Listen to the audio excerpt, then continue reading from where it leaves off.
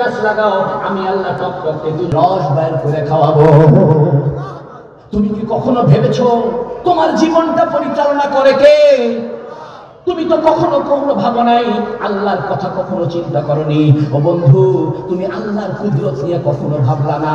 ও যুবকেরা, আসো, তুমি পৃথিবীতে চিরদিন থাকবা না, একদিন চলে যাবা। তুমি আঘাত না পায়, পাড়াপড়শির বড় ভাইরা যেন তোমার দ্বারা কষ্ট না পায়। তুমি মায়ের সঙ্গে ঘুরে বেড়াও, 24 ঘন্টা বন্ধুদেরকে নিয়ে ব্যস্ত থাকো। মা তোমার এখন বড় শত্রু। প্রত্যেকটা মানুষের প্রথম খাবার কার মাধ্যমে? মায়ের মাধ্যমে।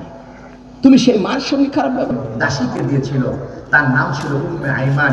রাসূল সাল্লাল্লাহু আলাইহি ওয়াসাল্লাম তাকে বলতেন বারাকা, অর্থাৎ মায়ের কাপড়টা নিয়ে নবীজির কাছে এসে বললেন। এখন আমরা মসজিদে কি করি? ট্যাপ ছেড়ে দিয়া আরাম মতো পানি মেসওয়াক করে ট্যাপ ছেড়ে দিয়েছে। এই কাজ করবে, এটা গুনাহের কাজ, অপচয়। দেখে রাসূলুল্লাহ কুলি করার সময় যে পরিমাণ পানি ছিল, এখনো সেই পরিমাণ পানি আছে। রহমান, গ্রাম বেরামালঞ্চা, ডাকঘর বাসুদেবপুর, থানা গোবিন্দগঞ্জ, জেলা গাইবান্ধা।